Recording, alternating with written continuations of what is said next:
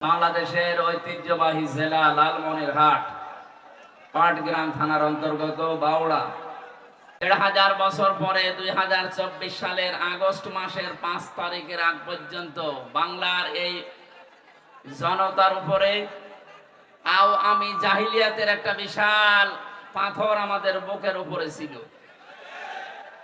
আল্লাহ তাআলা এই জগদ্দল পাথর নিজের পক্ষ থেকে সরিয়ে দিয়েছেন।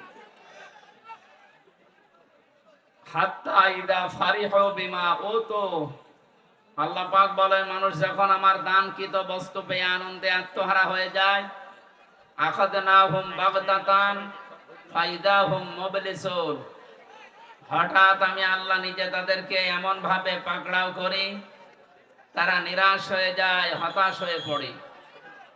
১,৫০০ বছর আগের এই আয়াতটা আমার মনে হচ্ছে বাংলাদেশের ২০২৪ সালের ৫ই আগস্টে আল্লাহ নতুন করে নাজিল করেছে। কোরআনে আয়াতের দিকে তাকালে দেখেন, ওরা আনন্দকৃত দানকৃত বস্তু পেয়ে দেশে আনন্দে ছিল কিছু জালেম, সবাই না। কিছু জালেম এত আনন্দে মেতেছিল, মানবতার কথা, জনগণের কথা, আল্লাহর কথা পর্যন্ত তাদের মনে ছিল না। আল্লাহ তাআলা বলেন, আখাযনাহুম, আমি নিজে তাদেরকে ধরেছি, বাগতাতান, আকস্মিক ভাবে, ফাইদাহুম মুবলিসুন, এ মানুষগুলো হতাশ হয়ে পড়েছে। এদের চেহারার ভেতরে হতাশা, নিরাশার যে চিহ্ন ফুটে উঠেছে, দিন যত যাচ্ছে আমরা দেখতে পাচ্ছি। কথা বলেন ঠিক কিনা? দিন আরো যত যাবে, আরো হতাশা, নিরাশা জালেমদের চেহারার ভেতরে ফুটে উঠবে। এই জন্যে কি এলাকায় আসলাম গো? হ্যাঁ, নতুন নাম দেওয়া লাগবে আপনাদের।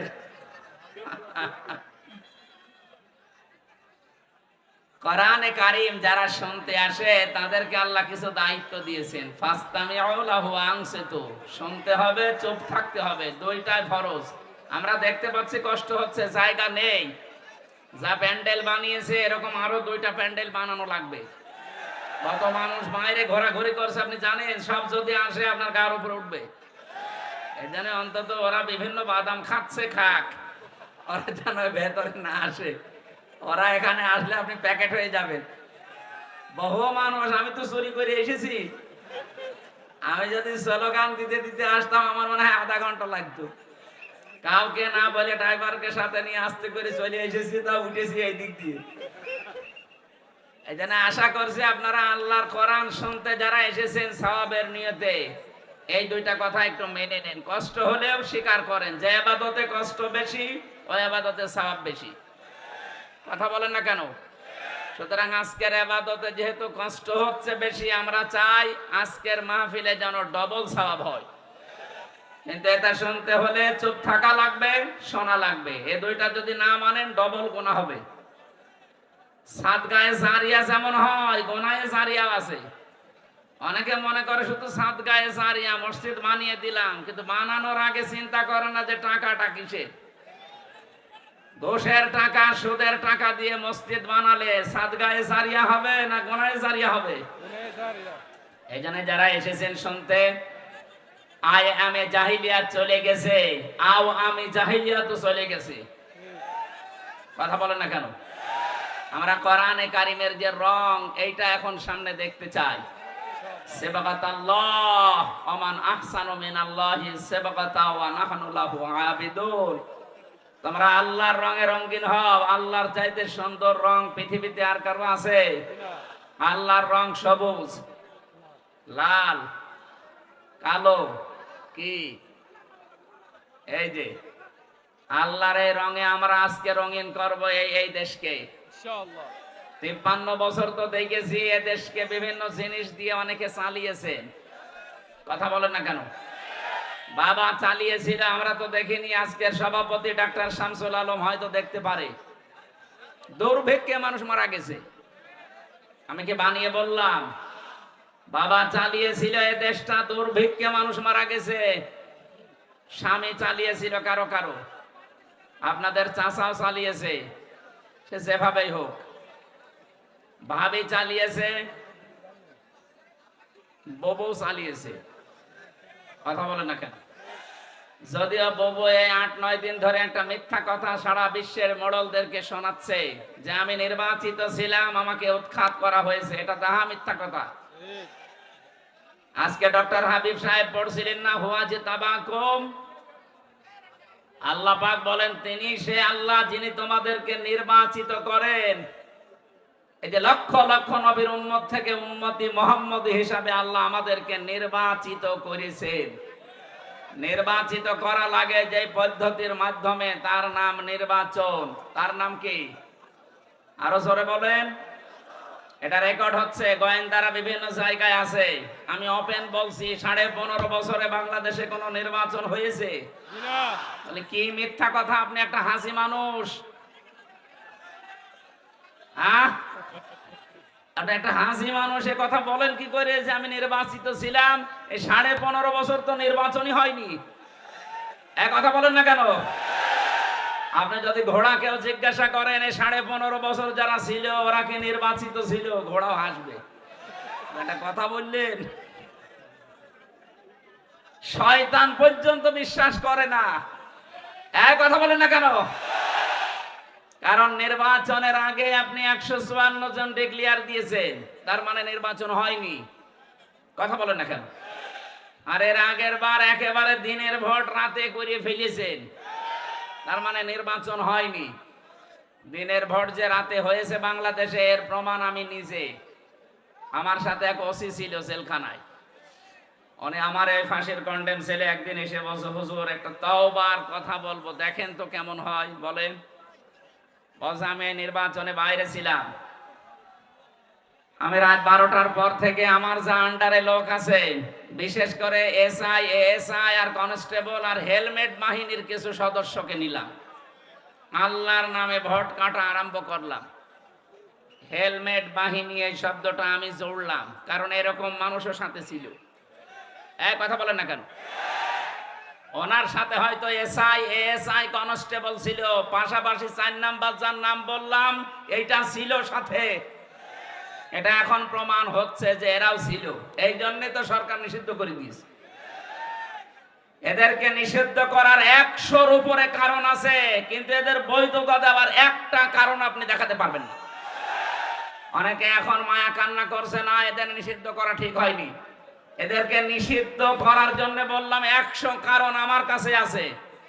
তার 1 নাম্বার কারণ, ওরা এদেশে এখন হিন্দুদের নাম দিয়ে সামনে ব্যবসা করার চেষ্টায় আছে, অথচ হিন্দু মারার ক্ষেত্রে এরাই সর্ব আগে কাজ করেছে। আপনি বলেন, এই যে বিশ্বজিৎকে যারা মেরেছে, ছাত্র শিবির মেরেছে, ছাত্র লীগ সে মেরেছে, সে আমার সাথে জেলে ছিল, শাওন, খুলনায় বাড়ি। বলছে হুজুর আমি যখন কপ দিচ্ছিলাম, ও আমারে বলছে ভাই আমি শিবির না, আমি হাফ হাতা না, আমি ফুল হাতা, তারপরেও ছাড়ি নাই। ফুল হাতা বোঝেন? কিছুই বোঝেননি আপনারা, রংপুরের বিভাগের মানুষ, কিভাবে বুঝবেন? ঠিক আছে। ও বারবার বলেছিল যে ভাই আমি শিবির কি, আমি মুসলমানই না, আপনি আমার মারবেন না। এরপরও আমি তারে কোপ দিয়ে দুনিয়া থেকে বিদায় করে দিলাম। এরকম 100টা কারণ আছে আপনাকে নিষিদ্ধ করার মতো, কিন্তু বৈধতা দেওয়ার মতো একটা কারণও নেই। আপনি একটা বলেন যে এই কারণে তাদের বৈধতা দেওয়া যায়। যারা সেঞ্চুরি করে ধর্ষণে, এরপরে মিষ্টি বিলাতে পারে, কোন মায়ের সন্তান তাদের বৈধতা দিতে পারে? তার বিবেকে কাজ করবে? ওটা যদি আপনার মেয়ের সাথে, আপনার বোনের সাথে হয়তো, বলেন তো আপনি কি করতেন? জবাই করে ফেলতেন। এই কথা বলেন না কেন? তাও তো কম হয়ে গেছে যে নিষিদ্ধ করেছে, ওদেরকে অন্তত জবাই করা দরকার যা করেছে 15.5 বছর। জন্মলগ্ন থেকে শুরু করে এই 24 সালের 5 আগস্ট পর্যন্ত এখনো ষড়যন্ত্র থেমে নেই ওদের। এখনো পর্যন্ত বলছে এই দিন দিন না, আরো দিন আছে, ওর ওই দিনের কাছেই নিয়ে যাওয়া দরকার। কথা বলে না কেন? এক টাকলাকে কত কয়েকদিন আগে কোর্টের প্রাঙ্গণে দাঁড়িয়ে বলতে শুনলাম এজলাসে, বলছে বিচারপতি এ দিন দিন না, আরো দিন আছে। এখনো পর্যন্ত যদি এই কথা ওর মুখ দিয়ে বের হয়, ওর মায়ের হয়েছে? বলেন এদেশে আলেম এই যে আলেমদেরকে ধরার পরে হাতে বেড়ি শুধু দেয়নি, হাতে ডান হ্যান্ডকাপ লাগিয়ে নিয়ে যাবে না, মাথায় দড়ি টাঙিয়ে মনে হচ্ছে নিয়ে যাচ্ছে কাউকে গরুর মতো, কাউকে ছাগলের মতো। আমার মাথায় দড়ি বেঁধেছিল। আর এখন যাদেরকে নিয়ে যাচ্ছে দেখা যাচ্ছে কি জামায় আদরে যাচ্ছে হাসতে হাসতে। না, এখানে কোনো দুর্বিসন্ধি হচ্ছে। আমরা চাই আমাদের উপরে যা করেছেন তার 100 ভাগের 1 ভাগ অন্তত করেন। দেলার হোসেন সাইদি, শফিকুল ইসলাম মাসুদ, এরা রিমান্ড থেকে বের হওয়ার পরে দাঁড়াতে পারে না, 3-4 জনের কাঁধে ভর করে যাওয়া লাগে। আর এরা রিমান্ড থেকে মনে হচ্ছে জামায় আদরে বের হচ্ছে।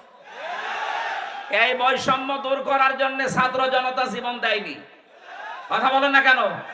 এটা একটা বৈষম্য না? আমাদের সাথে কি করলেন, এদের সাথে কি করছেন? আমরা চাই যা করেছেন তার অন্তত 100 ভাগের 1 ভাগ তাদের উপরে করেন। চেহারার দিকে তাকালে যেন অন্তত হাজী সেলিমের মতো একটু কান্নাকাটির ভাব দেখায়। আমি মামলার হাজিরা দিতে গিয়েছিলাম, শেষ মামলা, দেখলাম আল্লাহর ওলি হাজী সেলিম সাহেব কাঁদতেছে, শিশুর মতো হাউমাউ করে কাঁদে।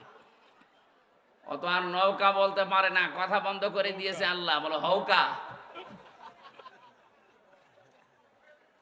সম্মানিত ভাইরা, আমরা আইএমএ জাহিলিয়াত কিতাবে পড়েছি, ইতিহাসে পড়েছি।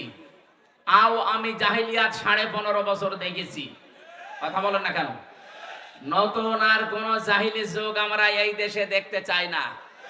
অনেকে এখনো ষড়যন্ত্র চালাচ্ছে নতুন একটা যুগের তৈরি করার জন্য। এতগুলো মানুষ জীবন দিয়েছে নতুন কোন যুগ দেখার জন্য না। যারা জীবন দিয়েছে তাদেরকে কবরে এসে জিজ্ঞাসা করবেন, প্রত্যেকেও বলবে আমরা আল্লাহর বিধান দিয়ে দেশ চালাতে চাই। কারণ যারা শহীদ হয় তাদেরকে মৃত বলা নিষেধ। কথা বলেন না কেন? মুখ দিয়ে যেন কেউ না বলে যে মরে গেছে, না বলা যাবে না। এমনকি অন্তরে ধারণাও করা যাবে না মরে গেছে। কোরআনে কারিমে 2 জায়গায় আল্লাহ এমন দিয়েছেন, সূরা বাকারায়, সূরা আলে ইমরানে, যে যারা শহীদ হয় তাদেরকে এই মুখ দিয়ে বলবা না মরে গেছে। যারা শহীদ হয় অন্তরে কোনোদিন ধারণাও করবা না মরে গেছে। বালা হায়াউন ইনদা রাব্বিহিম ইরযাকুন, তারা জীবিত এবং আমি আল্লাহর কাছে তারা রিজিক পায়। সুবহানাল্লাহ বলতে পারেন নাই? সুতরাং আমার কথা হচ্ছে, মূল কথা, যারা মিথ্যা ছড়াচ্ছেন এখনো পর্যন্ত, বিশেষ করে ডোনাল্ড ট্রাম্প আসার পরে দেখছি কারো কারো বৃদ্ধি বেড়ে গেছে। মনে করছে মডেলদেরকে কথা বললে বিশ্বাস করবে। শয়তান যেখানে বিশ্বাস করে না, অন্তত ট্রাম্পের মতো এরকম একজন মানুষ বিশ্বাস করবে। সে আজকে এই যে পেপারে দেখেছেন না, সংবাদে আজকে জানাচ্ছে যে কেউ যেন একটা এডিট করে চালিয়ে দিয়েছিল যে ডোনাল্ড ট্রাম্প ক্ষমতায় আসার পরে নাকি জানিয়েছে যে বাংলাদেশের প্রধানমন্ত্রী শেখ হাসিনা, অথচ 40 মিনিট তার কাছ থেকে বক্তব্য নিয়েছে সাংবাদিক, একটা বারের জন্য বাংলাদেশ সম্পর্কে কোনো কথা সে বলে নাই। এই এডিট করে করে মানুষকে আর কত অডিও কল শোনাবেন বলেন তো? নিজেই কল দেয়, নিজেই রেকর্ড করে, নিজেই এডিট করে, নিজেই ছেড়ে দেয়। এগুলো এখন প্রমাণ পাওয়া যাচ্ছে। বাংলাদেশে বিশৃঙ্খলা তৈরি করার জন্য যারা এই কাজগুলো বাইরে বসে বসে করছেন, তাদের মোবাইলের এই রেকর্ডিং গুলো ফাঁস করা বাংলাদেশে নিষিদ্ধ করা হোক। এক কথা বলেন। আমরা চাই দেশটা যেভাবে শান্ত আছে এভাবে আরো শান্ত হোক। বিশৃঙ্খলা তৈরি করার জন্য যেই মাথা চাড়া দেবে ওই মাথায় কেটে ফেলা লাগবে। এই জন্য মিথ্যা কথা হাজী সাহেব মানুষ আর ছড়াবেন না। আপনার ছেলে মেয়ে মিথ্যা কথা বললে আমরা মানতাম, কারণ তারা হাজী না। আপনি একটা হাজী, আমার আরাফাতের বোন, কথা বলছেন না কেন? আমার আরাফাতের ভাই ডক্টর হাবিব, আর উনি আমার আরাফাতের বোন। আমার বোন হয়ে মিথ্যা কথা বলবে, এটা মেনে নেওয়া যায় না? এটা করবেন না। আমি জানি যা করি এই দেশে সব আপনার কাছে চলে যায়।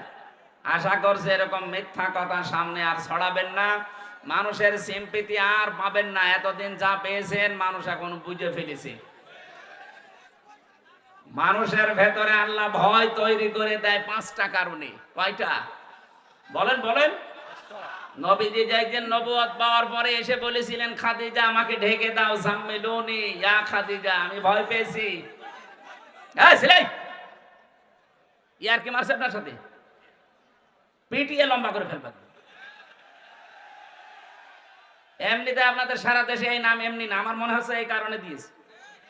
এরপরে একটা কথা বলে দেখেন কি করে আপনারে ওয়াজ করা বন্ধ করে দেবো। এই আবার হাত মারেন মানে একবারে এদিকে নিষ্ঠভাবে তাকিয়ে থাকবে। কতগুলো মানুষ বসে আছে দেখতে পাচ্ছেন না? এখানে জেলা আমির আছে, মনে আছে ওনার সঙ্গে ইয়ারকে দোলা ভাই মারছে। রংপুর বিভাগের মানুষেরা খেয়াল করে শোনেন, আল্লাহ রাব্বুল আলামিনের নবী খাদিজাতুল কুবরাকে যখন বলেছিলেন, আমি ভয় পেয়েছি, আমার জীবনের উপর আমার আশঙ্কা হচ্ছে, আমাকে ঢেকে দাও, খাদিজাতুল কুবরা ওই দিন 5টা কথা বলেছিলেন। এক নম্বরে বলেছিলেন, ইয়া আবুল কাসেম, হে আমার স্বামী, আপনি ভয় পাবেন না, কাল্লা ওয়াল্লাহি মা ইউখজিকাল্লাহু আবাদান, কখনোই না, আল্লাহ আপনাকে কোনোদিন ভয় দেখাতে পারে না। ইন্নাকা লা তাসিলুর রহিমা, কারণ আপনি রক্তের সম্পর্ক, আত্মীয়তার সম্পর্ক ঠিক রাখেন। এগুলো আপনি সম্পর্ক আরো জুড়ে দেন, আপনি নষ্ট করেন না আত্মীয়তার সম্পর্ক, আপনাকে আল্লাহ ভয় দেখাবে না। এ হাদিস দ্বারা বোঝা যায়, যারা মানুষের সাথে সম্পর্ক নষ্ট করে তাদের ভেতরে অজানা একটা ভয় আল্লাহ তৈরি করে দেয়। কথা বলে না কেন? এটা আপনি পালিয়ে গেলেন, আপনি তো আত্মীয়তার সম্পর্কগুলো সব ছিন্ন করেছেন। অন্তত রংপুর বিভাগের মানুষেরা, এই বিভাগে যেহেতু আপনার শ্বশুর বাড়ি, এরা তো সব আপনার দেবর নাই শ্বশুর, এদেরকেও বলে গেলেন না? এই বিভাগের মানুষকে তো অন্তত বলে যাওয়ার দরকার ছিল যে আমরা, আমার শ্বশুরের এলাকার লোক, এরা হয় আমার দেবর হবে না শ্বশুর হবে। এই দেবর শ্বশুর ভাসুর গুলো আজ আমার মনে হচ্ছে এতিম হয়ে গেছে। এদের সাথে রক্তের সম্পর্ক, এদের সাথে আত্মীয়তার সম্পর্ক, এদের সাথে আপনার রেহেমের সম্পর্ক, কারণ আপনার সন্তান ছেলে মেয়ে সব এই বিভাগ থেকেই তৈরি হওয়া। কথা বলেন না কেন? বাংলাদেশের আরো 7টা বিভাগে আপনি না বলতে পারতেন, রংপুরে বলার দরকার ছিল, কিছুই বলেননি। এই জন্যই ভয়ে পালিয়েছেন, কারণ রক্তের সম্পর্ক যারা ঠিক রাখে না, আত্মীয়তার সম্পর্ক যাদের ঠিক নেই, তাদের ভেতরে একটা অজানা ভয় আল্লাহ তৈরি করে দেয়।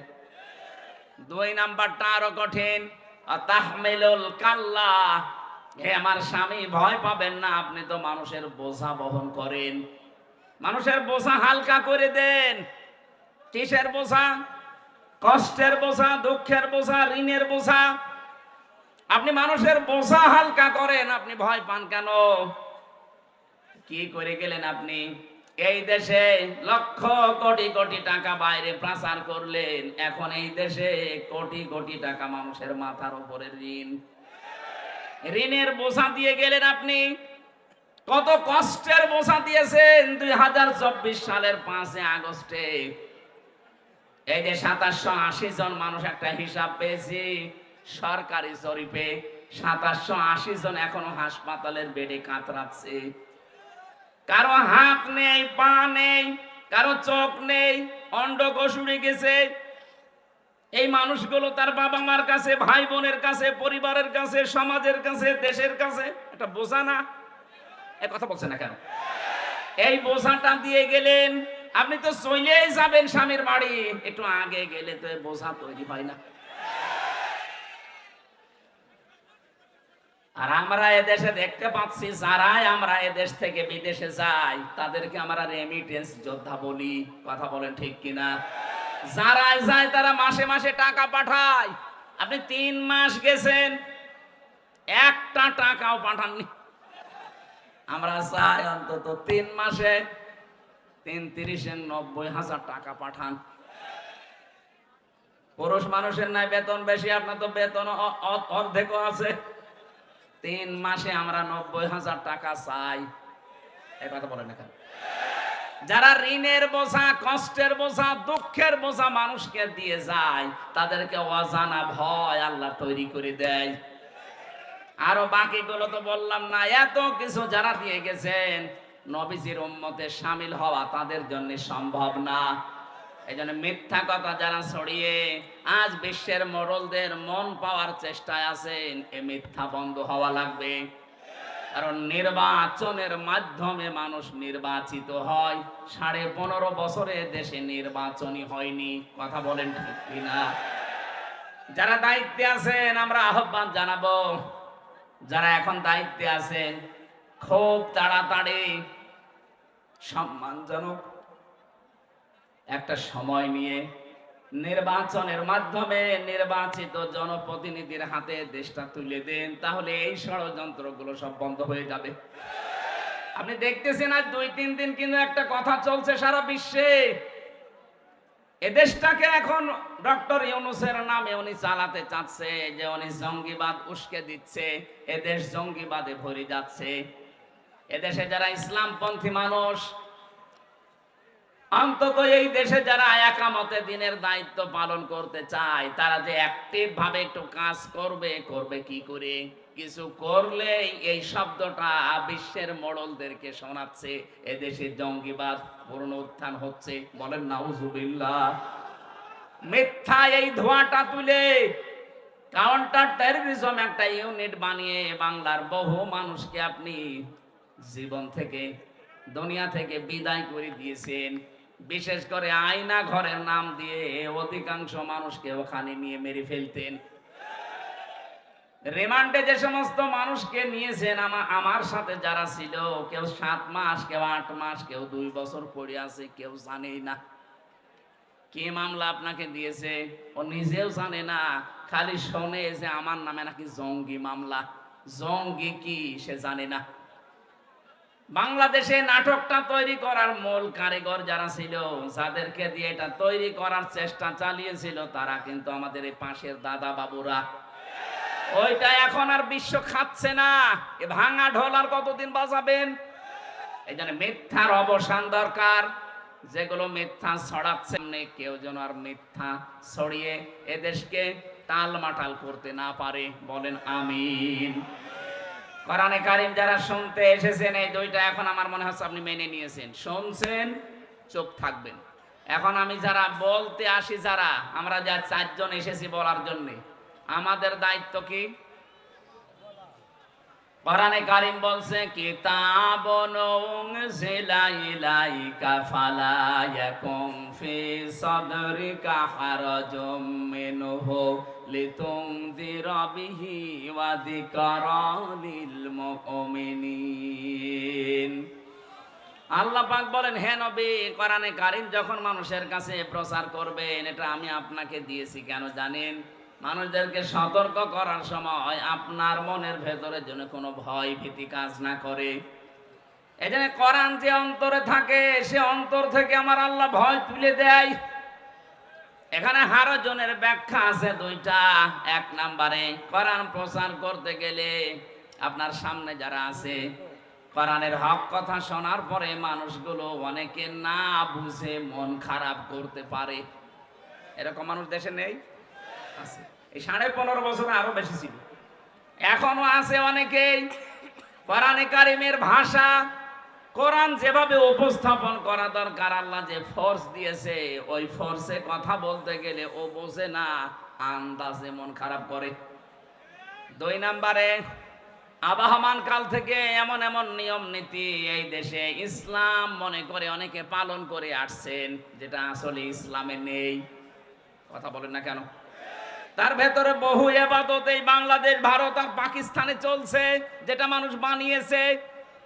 এই যে আল্লাহ বাদে কারো নামে জিকির করা জায়েজ নেই, অথচ সারা বাংলাদেশে এখন প্রায় আরম্ভ হয়ে গেছে। আল্লাহর নামে মাঝে মাঝে জিকির করে, মাঝে মাঝে বাবার নাম ছুড়ে দিচ্ছে। ইয়া আলী বাবা, শাহ আলী বাবা, কেল্লা বাবা, ফতে বাবা, দয়াল বাবা, এ জিকির হয় না দেশে? যারা এই বিভ্রান্তিতে আছেন এখনই নিজেকে শুধরাবেন। আল্লাহ বাদে কারো নামে জিকির করা জায়েজ নেই, এমনকি নবীজির নামেও জিকির হবে না। জিকির হবে আল্লাহর নামে, দরুদ হবে নবীজির নামে। আমি নাম ধরলাম না, বাংলাদেশে বহু মানুষ আছে, বিশেষ করে চট্টগ্রাম সিলেট বিভাগে আছে। এই মানুষগুলো আল্লাহর নামে কিছুক্ষণ জিকির করার পরে দেখা যায় শালি বাবা, ফতে বাবা, কেল্লা বাবা। কথা বলেন না কেন? আল্লাহ বাদে অন্য কারো নামে জিকির করা জায়েজ আছে। এমনকি আল্লাহকে ডাকার সাথে সাথে যদি অন্য কাউকে ডাকে তার ডবল আযাব হবে। সূরা ফুরকান 68 নম্বর আয়াতের প্রথমে আছে, ওয়াল্লাযীনা লা ইয়াদউনা মা'আল্লাহি ইলাহান আখার। আল্লাহ পাক বলেন, আমি আল্লাহকে ডাকে, আমার সাথে অন্য কাউকে যারা ডাকে। এরপরে আয়াতে আল্লাহ জবাব দিচ্ছেন, ইযাফু লাহুল আযাব, তাদের আযাব হবে ডবল। কয়টা? জিকির করে সওয়াব হওয়া দূরের কথা, আরো গুনাহ হয়ে যাচ্ছে। আজকে থেকে এই আমলটা সংশোধন করে নেবেন। আমি সহ যারা এসেছি, আল্লাহ আমাদেরকে আমলটা পুরো পাল্টানোর তৌফিক দেন, বলেন আমিন।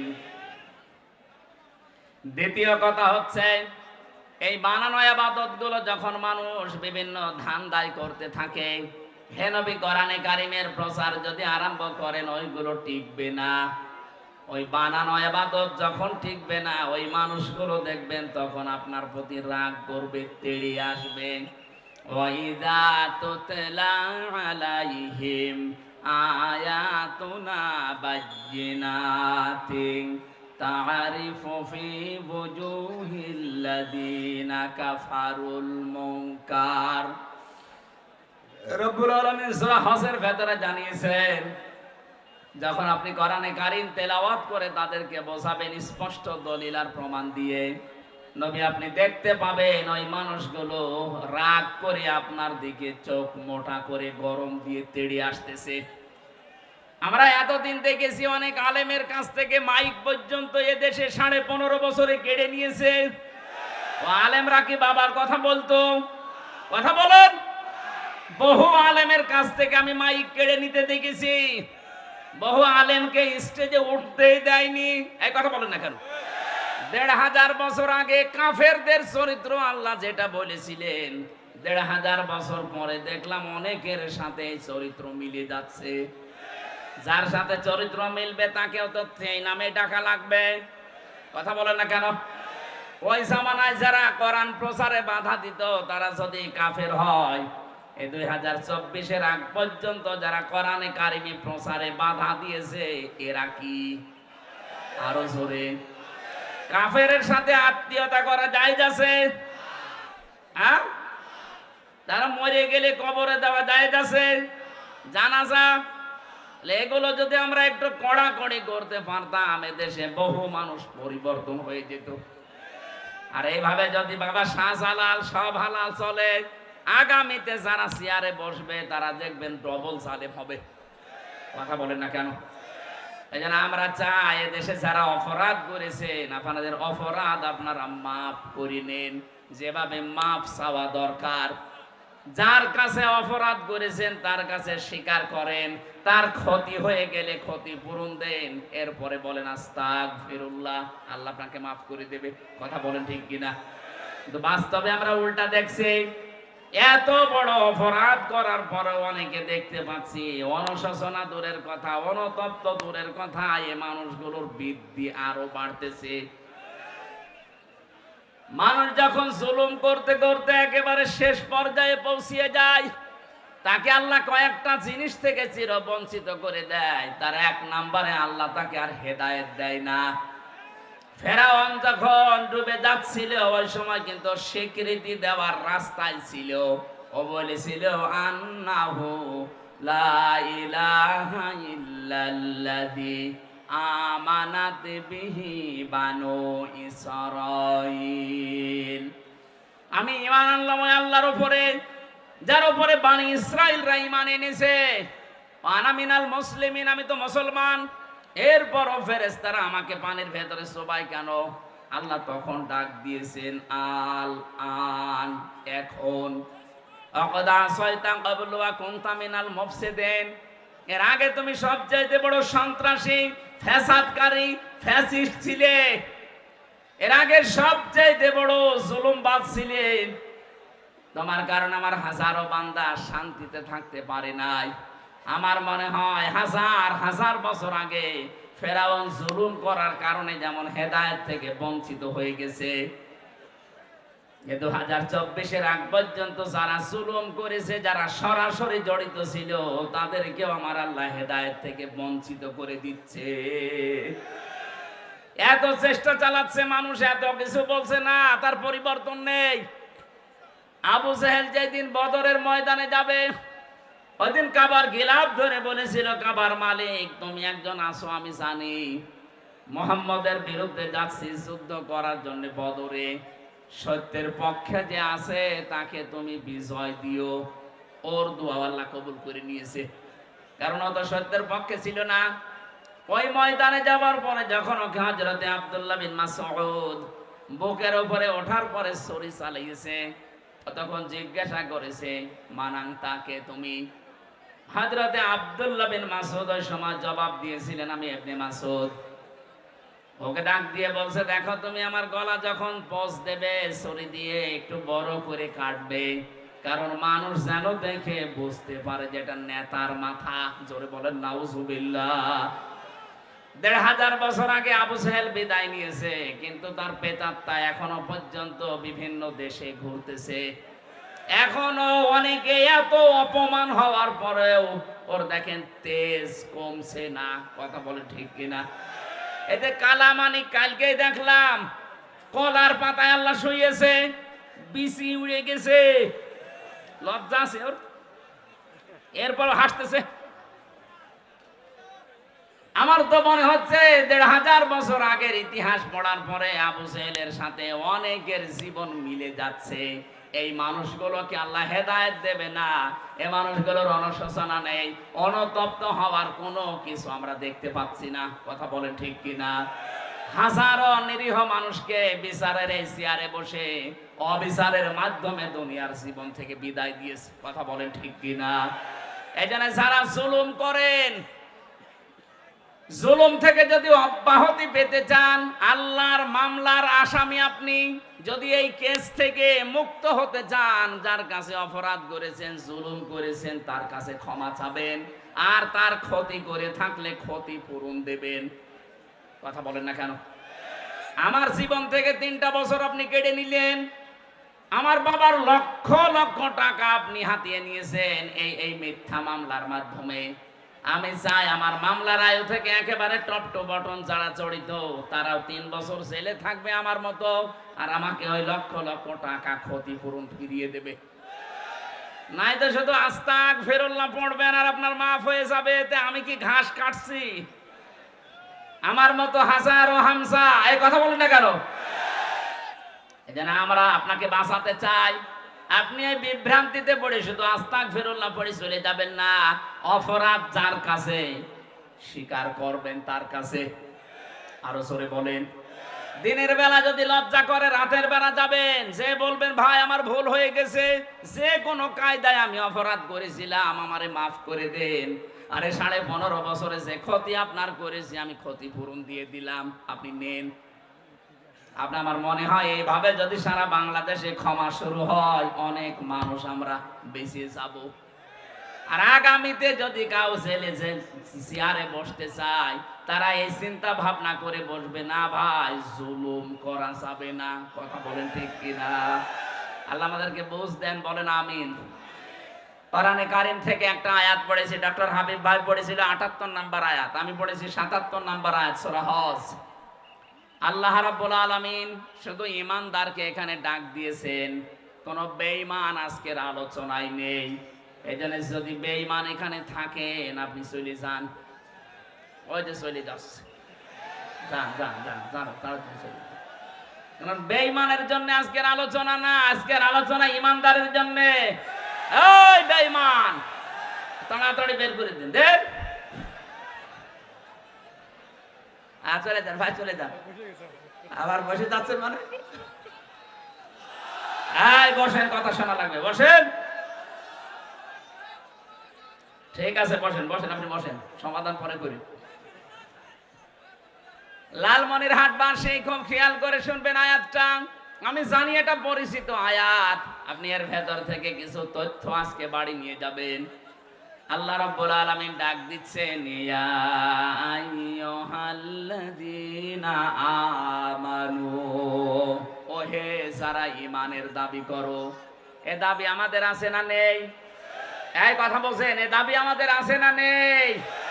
আমরা কি ঈমানদার না বেঈমান? আপনার ঈমান আছে কিনা আগে এটা পরীক্ষা করেন, তারপরে চলে যাবেন। যদি ঈমান না থাকে চলে যাবেন, কারণ আজকের আলোচনায় আপনি নেই। এখানে আল্লাহ শুধুমাত্র ডাক দিয়েছে ঈমানদার না বেঈমান। আরো জোরে বলেন। নবীদের কাছে সাহাবী প্রশ্ন করছেন, হে নবী, আমার যে ঈমান আছে আমি টের পাবো কি করে? নবীজি বললেন, ইদা সাররাতকা হাসানাতুকা ওয়া সাআতকা সাজ্জিয়াতুকা ফাআনতা মুমিন। মুসলিম শরীফের ভেতরে আছে। নবীজি বললেন, যখন তোমার ভালো কাজগুলো তোমাকে আনন্দ দেবে, অন্যায় কাজ করলে তোমার ভেতর থেকে একটা বাধা আসবে। অন্যায় কাজ করলেই তোমার অন্তর থেকে একটা বাধা আসবে। ফাআনতা মুমিন, তখন বুঝবে তোমার ঈমান আছে। আজ আমরা অনেকে এমন আছি, ভালো কাজ সবার কাছে ভালো লাগে না, অন্যায় কাজ দেখলেও সবার কাছে অন্যায় মনে হয় না। কথা বলেন ঠিক কিনা? এই আয়না ঘরের সাথে যারা জড়িত ছিল, এটা কি অন্যায়? কথা বলেন, আরো জোরে বলেন। আপনি কি বাস্তব বুঝতেছেন? একটা মানুষ কবরের মতো জায়গায় 8 বছর 10 বছর 14 বছর পড়ে আছে, এখন কি দিন না রাত সে জানে না, কোন মাস জানে না, কোন বছর জানে না। এরকম একটা ভয়ঙ্কর জায়গায় আপনি রাখলেন তাকে, এটা জানতেন যে আছে। এই খারাপ কাজ দেখার পরও আপনার ভেতর থেকে কোনো বাধা আসে নাই। আপনি হজ 14 বার করেই করবেন কি, আর 25 বার করেই করবেন কি? আপনার তো ঈমান নেই, আপনি বেঈমান। বলেন। আমি মাঝে মাঝে রিমান্ডে যখন চিন্তা করতাম, আল্লাহ যারা দায়িত্ব পালন করে যায় এখানে, এরা যে আচরণ গুলো করে, বিশেষ করে রিমান্ডে যারা দায়িত্ব পালন করে, এরা বাইরে যে সংসার করে কি করে, এই মানুষগুলোর কি বিবেক মরে গেছে? কি আচরণ করতো আলেমদের সাথে তারা! এখনো পর্যন্ত আমার বিশ্বাসে আসে না যে মানুষ এইরকম করতে পারে। এই ভাই, এই এখানে বসে বসে কি করেন আপনারা? না, গ্রাম্য এলাকা তো ঝামেলা একটু বেশি। আরে ভাই, বাংলাদেশের অন্য বিভাগেও তো আলোচনা চলছে। এত ডিস্টার্ব তো কোনো জেলায় হয় না। এই রংপুরের এই সাইডটা, বিশেষ করে কুড়িগ্রাম আর লালমনিরহাট, এই 2 জেলায় যে কয়টা করলাম সব জায়গায় ঝামেলা। সেদিন ঠাকুরগাঁও গিয়েছিলাম, এর চাইতে মানে ডবল মানুষ ঠাকুরগাঁও। কোনো ঝামেলা তো কোনো ঝামেলা হয়নি। 1-1.5 ঘন্টা মনে হচ্ছে একেবারে নিস্তব্ধ হয়ে গেছে পুরো ময়দানটা। আর এই 2 পাশের মানুষকে থামানো যায়, এই পাশের মানুষটা থেমেছে এটা ধমক দেওয়ার কারণে।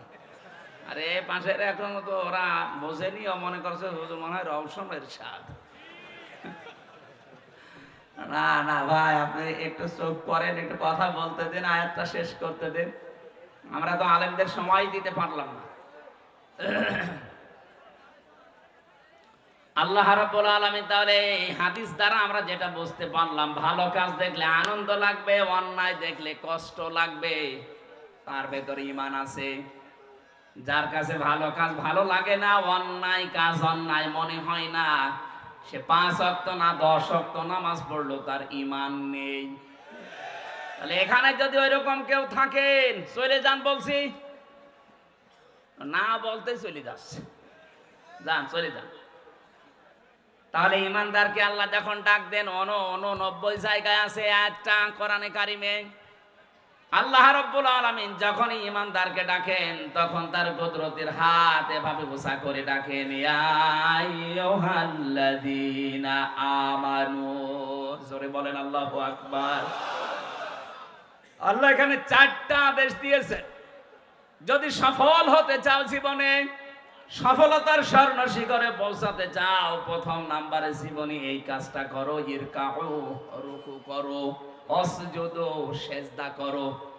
এই যে রুকু আর সেজদা শব্দ দুইটা শুনতে যত ছোট মনে হচ্ছে, প্র্যাকটিক্যাল লাইফে সেট করা অত সহজ না। এই যে রুকু সেজদায় কি সহজ না কঠিন? না, আসলেই কঠিন কাজ। কোরআনে কারীম জানিয়েছে ওয়া ইন্নাহা লাকাবীরাতুন ইল্লা আলাল খাশিঈন। এই যে রুকু সেজদার যে নামাজ, এই নামাজটা কিন্তু বড় কঠিন কাজ, ভারী কাজ। তাদের জন্য ভারী না যে মানুষগুলো আল্লাহকে ভয় করে।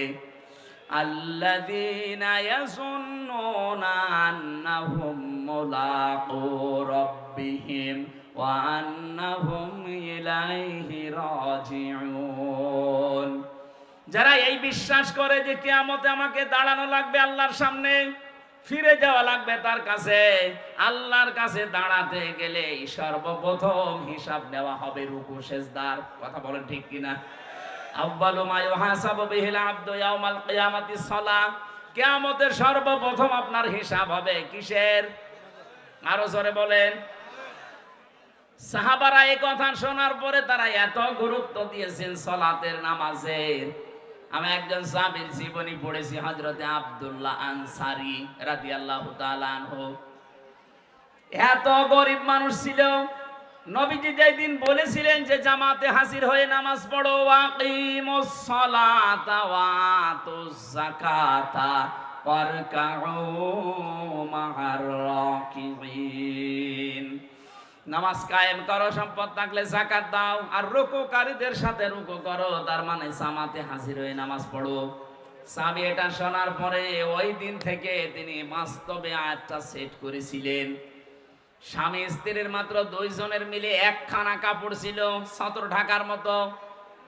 স্ত্রীকে গর্তের ভেতরে রেখে উনি নামাজে যায়, নামাজ শেষ করে ফরজ তাড়াতাড়ি বাড়িতে চলে আসে।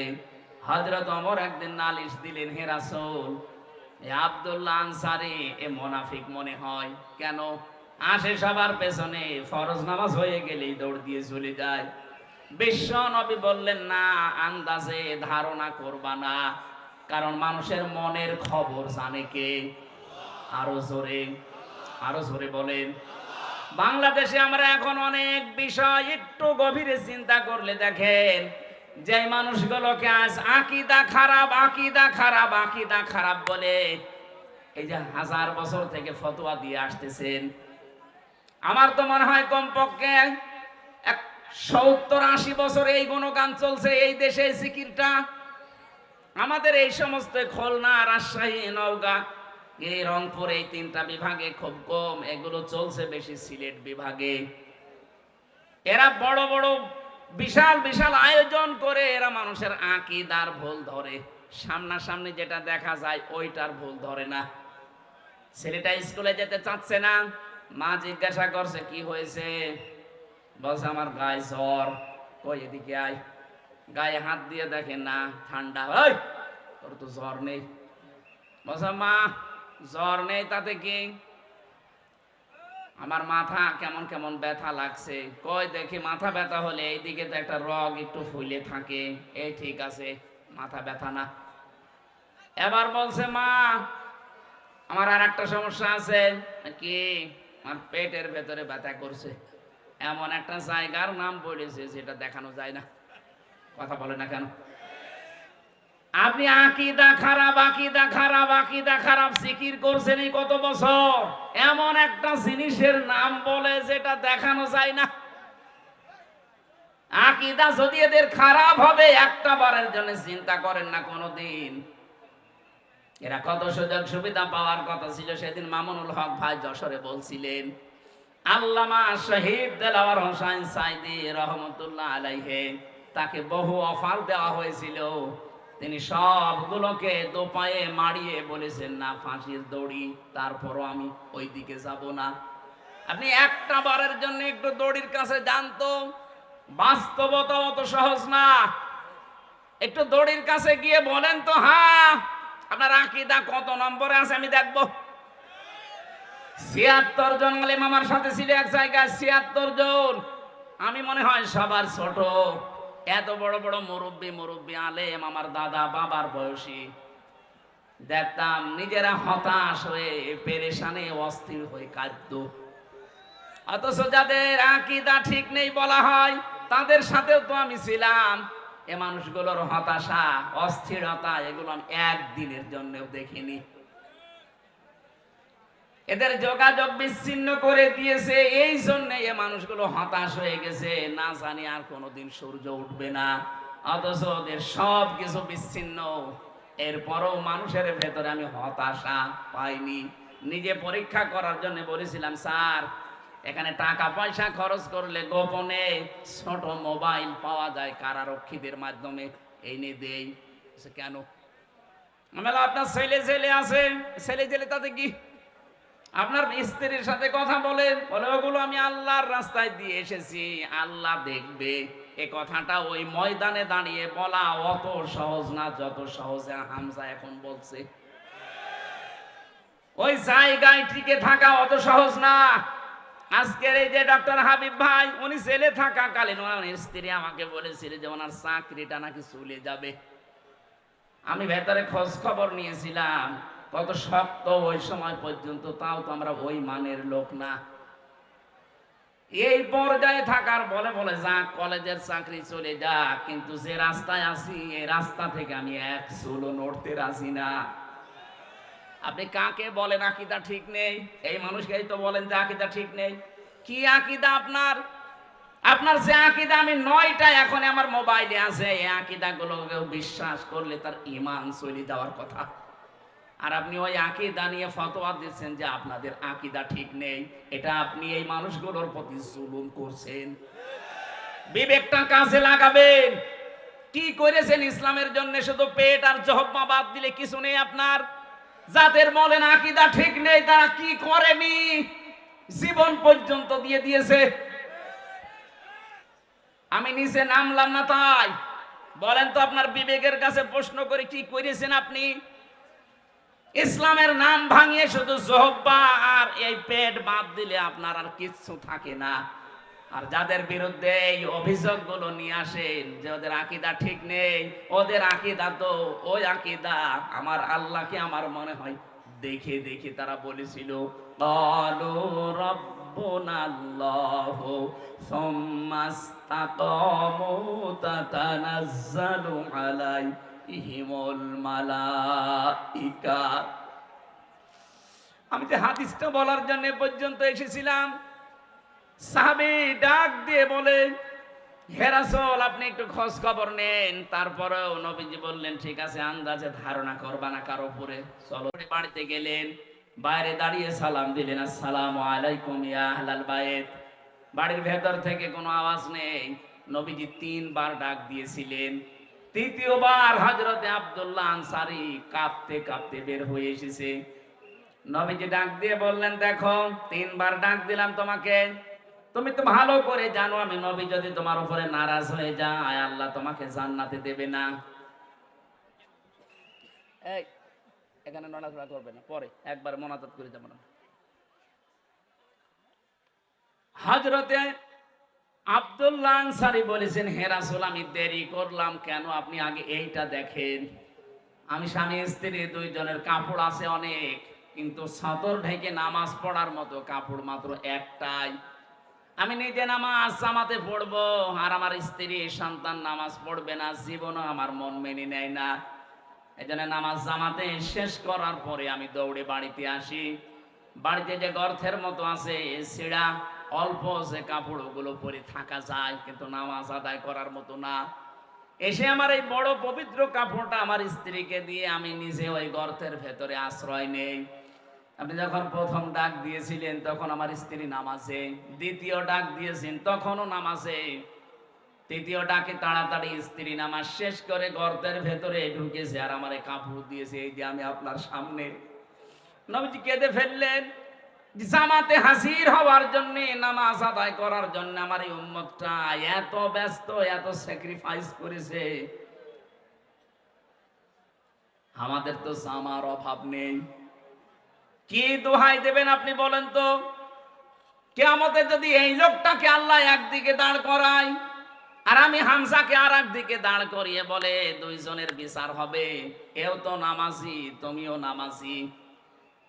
চা খেতে খেতে আপনি আসরের নামাজের জামাত নষ্ট করেন, কথা বলেন। এমনকি অনেকে এখানে আছে 2 ওয়াক্ত পড়ে 3 ওয়াক্ত পড়ে না। না, একটা সাফ কথা শোনেন, যারা 5 ওয়াক্ত নামাজ পড়েন না আল্লাহর ভাষায় তারা কিন্তু মুসল্লি না।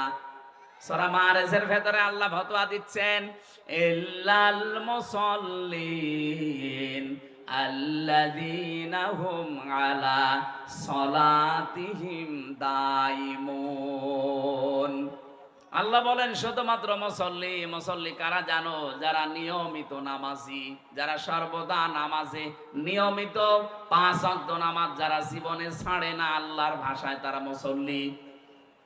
লালমনিরহাটবাসী আমরা অনেকে কিন্তু এখনো মুসল্লি হতে পারিনি। তার মানে কিয়ামতের সর্বপ্রথম যে প্রশ্ন, এই প্রশ্নে আমরা ধরা খেয়ে যাব।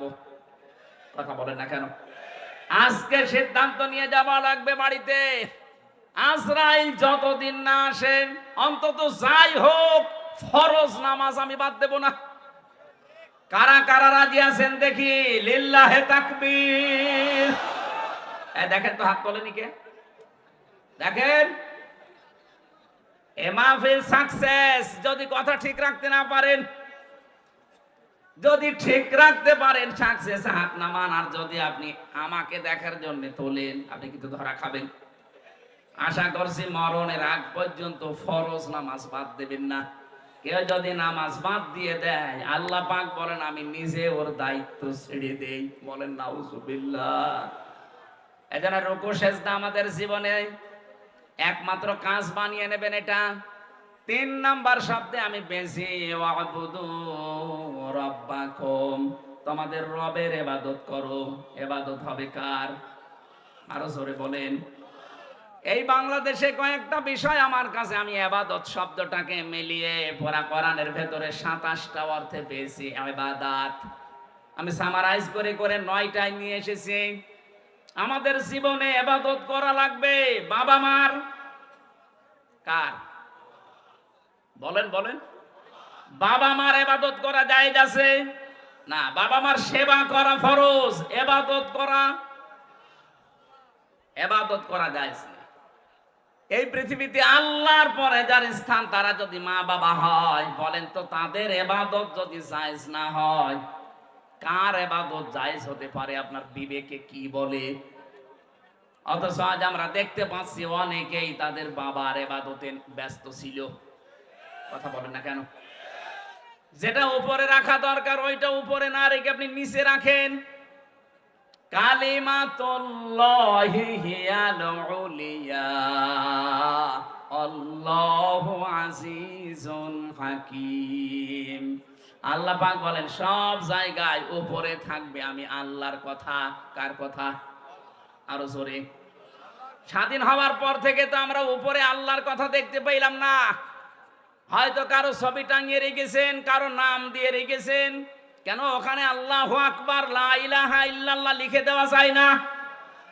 আজকে প্রধান উপদেষ্টার নামের পেছনে, ওনার চেয়ারের পেছনে লেখা আছে লা ইলাহা ইল্লাল্লাহ। কি সুন্দর লাগছে দেখতে। আমরা তো এটাই চাই। এই কথা বলেন না কেন? 96% মুসলমান এখানে বাস করে। এখানে উপরে থাকবে কার কথা? বলেন। আমরা চাই কিয়ামতের আগে এই দেশে কারো নাম যেন আর ওখানে না যায় যেখানে আল্লাহর নাম লেখা দরকার। আমার কথা বোঝা গেছে না? ইবাদত হিসাবে আমি 9টা বলছি। 1 নম্বরে আপনার ব্যক্তিগত জীবনে, পারিবারিক জীবনে, সামাজিক জীবনে, এরপরে রাজনৈতিক জীবনে, 5 নাম্বারটা অর্থনৈতিক জীবনে। এই ইবাদতটা আজ বাংলাদেশে নেই বললেই চলে। কারণ অর্থনীতি যে ইবাদত অনেকে আমরা জানি না, কারণ এই বিষয়ের আলোচনা দেশে নেই। আজ এই 15.5 বছরে অর্থনীতি যে ইবাদত, এটা যারা দাঁড় করিয়েছিল তাদের এই সেই ইসলামী ব্যাংকে ধ্বংস করে ফেলেছে। 75,000 কোটি টাকা সেখান থেকে মারিং কাটিং করে। আমরা চাই আমাদের অর্থনৈতিক জীবনে ইবাদতটা আবার দাঁড় করাতে। আহ্বান জানাবো যে যেখানে আছেন অর্থনীতি যে একটা ইবাদত, এটাকে যদি আবার আপনি দাঁড় করাতে চান, আমার যতটুকু ধারণা আছে আপনি সব বাদ দিয়ে ইসলামী ব্যাংকে আবার লেনদেন করবেন। প্রশ্ন আসতে পারে এখানে কি সুদ দেয় না? হ্যাঁ দেয়। আরে ভাই, নবী নিজে নবীজি 13 বছর মক্কায় ছিলেন, 13 বছর মক্কায় কি নামাজ পড়েননি? এই কথা বলছেন না কেন? 13 বছর মক্কায় নামাজ পড়েছেন কাবার দিকে না অন্য দিকে? কেন? কাবাতে তো 313টা মূর্তি ছিল, 360টা। 360টা মূর্তি সামনে নিয়ে যদি নবীজি নামাজ পড়তে পারে, যতদিন পর্যন্ত ইসলাম কায়েম না হবে ততদিন ওইভাবেই নবী নামাজ পড়েছিলেন। কথা বলেন না কেন? এদেশে যতদিন যাকাত ভিত্তিক অর্থনীতি কায়েম না হবে ততদিন অন্য যত ব্যাংক আছে, সোনালী, রূপালী, চৈতালি, সব ব্যাংকের তুলনায় ইসলামী ব্যাংকে লেনদেন করা আপনার জন্য সবচাইতে বড় ইবাদত। এটাকে দাঁড় করান আগে। এদের মূল থিওরি এইটা যে আমরা সুদ থেকে বাঁচতে চাই, কারণ যারা সুদ খায় এদেরকে শয়তান মহাবিষ্ট করে রাখে। সূরা বাকারার 276 নম্বর আয়াতে আল্লাহ এই দলিলগুলো দিয়েছেন। আল্লাযীনা ইয়াকুলুনার রিবা লা ইয়াকুমুনা ইল্লা কামা ইয়াকুমুল্লাযী ইয়াতাখাব্বাতুহুশ শাইতানু মিনাল মাস। আমি দলিলগুলো লম্বা করতে পারছি না। এই আয়াতগুলো থেকে প্রমাণ হয় সুদ যারা খাবে শয়তান তাদেরকে এমন ভাবে মোহবিষ্ট করে রাখে, স্পর্শ করে রাখে, কিয়ামতের দিনও তারা শিকলবদ্ধ হয়ে আল্লাহর সামনে অপমান অবস্থায় দাঁড়াবে। বলেন নাউজুবিল্লাহ। 3-4 আয়াত পরে আল্লাহ দলিল দিয়েছেন দুনিয়াতে যারা সুদের সাথে জড়িত থাকবে এই মানুষগুলো তাদের মায়ের সাথে জিনা করার গুনাহ করবে। যারা সুদ জানার পরও না ছেড়ে দেন এই মানুষগুলো আল্লাহ এবং রসুলের সাথে যুদ্ধ করার জন্য তারা ব্যস্ত। বলেন নাউজুবিল্লাহ। ইয়ামহাকুল্লাহুর রিবা ওয়া ইউরবিস সাদাকাত। আল্লাহ বলেন আমি সুদকে ধ্বংস করি আর সাদকা যাকাত এগুলোকে আমি আল্লাহ দুনিয়াতে বৃদ্ধি করি। আজ যারা অবৈধ ইনকামের মাধ্যমে সম্পদ জমা করেছিল, বাস্তব উদাহরণ 5 তারিখে আমার আল্লাহ সব ধ্বংস করে দিয়েছে। 8 কোটি 10 কোটি 12 কোটি টাকার গাড়ি রাস্তায় পড়ে আছে, মালিক নেই। এই কথা বলছে না কেন? এগুলো কি বৈধভাবে সব নিয়ে আসা? সব অবৈধ ইনকাম। এই জন্য অবৈধভাবে যারা উপায় করবেন সুদের, ঘুষের, বিভিন্ন হারাম ইনকাম দিয়ে, এগুলো আপনাকে আল্লাহ রাখতে দেবে না, সব আপনার জীবদ্দশায় নষ্ট হয়ে যাবে। এজন্য আমরা বিশ্বাস করি কোরআনের আয়াতকে অর্থনৈতিক জীবনে আর সব জায়গায় যদি আমরা বিষয়গুলো সামনে নিয়ে আসতে পারতাম যে এটা একটা ইবাদত, আল্লাহ তার রব, আল্লাহ আমাদেরকে তার ইবাদত করার জন্য সফল হওয়ার জন্য জানিয়েছেন। সুতরাং আমরা আজকে থেকে ইবাদত হিসাবে মুশারাকা আছে, মুদারাবা আছে, মুরাবাহা আছে, বায়ে সালাম আছে, বায়ে রেজাল আছে, বায়ে মুআজ্জাল আছে, বায়ে মুহাসসানা আছে, বায়ে ইহতিসান আছে। এই বিষয়গুলো এক একটার ভেতরে 3টা করে ভাগ করা আছে ইসলামী অর্থনীতিতে। আর সকালবেলা বিকালবেলা জিকির না করে বসে বসে যদি এইগুলো আলোচনা করে, নামাজ যেমন ফরজ, অর্থনৈতিক ইবাদত ফরজ। কথা বলেন না কেন? আজ মানুষ এটা জানে না, নামাজ পড়ে যাচ্ছে সুদের টাকা তুলতে। এখানে বহু মানুষ এমন বসে আছেন আমি জানি যারা 1000 টাকা ছেড়ে রাখে, মাসে মাসে 100 টাকা করে বেশি পায়। এটা যে মায়ের সাথে জেনা করার গুনাহও জানেই না, অথচ নামাজ পড়ে আসলো। এই কাজে কারা আছেন? তারা আজকেই বাড়িছে এই সুদ ছেড়ে দেবেন। যে 1000 টাকা ছেড়ে রাখেন, প্রতি মাসে মাসে 100 টাকা বেশি পান। যারা আছেন ছেড়ে দেবেন কারা কারা? হাত তোলেন তো। 2-1 জন আছে।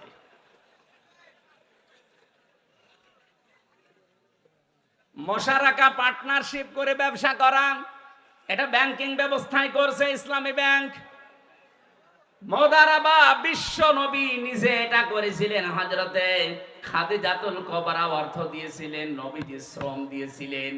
আজ ইসলামী ব্যাংক যদি এভাবে করে, আপনার টাকা নিয়ে আপনি অর্থ দেবেন, তারা শ্রম দিয়ে যা লাভ হবে ওই লাভ আপনাকে দেবে, এটা জায়েজ আছে। হ্যাঁ, 100% মুক্ত হওয়া সম্ভব না ওই দিন পর্যন্ত, যতদিন পর্যন্ত বাংলাদেশে যাকাত ভিত্তিক অর্থনীতি রাষ্ট্রীয়ভাবে কায়েম না হয়। যখন রাষ্ট্রীয়ভাবে কায়েম হয়ে যাবে, তখন আর কাবা শরীফের ভেতরে 360টা মূর্তি থাকবে না। নবীজি নিজে ওগুলো ভেঙেছিলেন, আলীকে দিয়ে ভাঙিয়েছেন, পুরা পরিষ্কার করার পরে তিনি নামাজ পড়েছিলেন। কথা বলে ঠিক কিনা? আমাদের দেশে যতদিন যাকাত ভিত্তিক অর্থনীতি রাষ্ট্রীয়ভাবে কায়েম না হয়, ততদিন পর্যন্ত আপনি ইসলামী ব্যাংকে কারবার করেন, গোনা যদি হয় হোক, যারা দায়িত্বে আছে ওদের হবে, আপনার গোনা নেই। অফালুল খয়রা, ভালো ভালো কাজ করবা। এই দুনিয়ায় যত ভালো কাজ আছে, সব চাইতে ভালো কাজ হচ্ছে ইয়াসআলুনাকা মাযা ইউনফিকুন কুল মা আনফাকতুম মিন খায়রিন ফালিল ওয়ালিদাইনি ওয়াল আকরাবিন। আল্লাহ পাক বলেন, মানুষ জিজ্ঞাসা করে টাকা পয়সা খরচ করব কোথায়, আপনি বলেন এই দুনিয়ায় ভালো ভালো কাজে খরচ করো।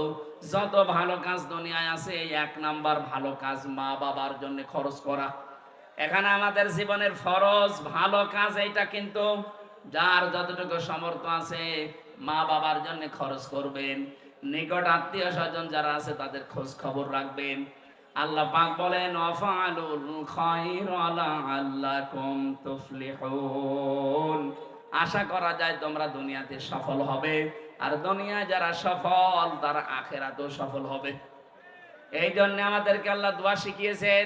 এবার আমরা দোয়া করছি, রব্বানা যালামনা আনফুসানা ওয়া ইল্লাম তাগফির লানা ওয়া তারহামনা লানাকুনান্না মিনাল খাসিরিন। মোনাজাতে হাত তোলেন, রব্বানা আতিনা ফিদ দুনিয়া হাসানা ওয়া ফিল আখিরাতি হাসানা ওয়া কিনা আযাবান নার। দুনিয়ায় কল্যাণ দাও, আখিরাতেও শান্তি দিও। জাহান্নামের ওই কঠিন আযাব থেকে আমাদেরকে সবাইকে তুমি বাঁচাও।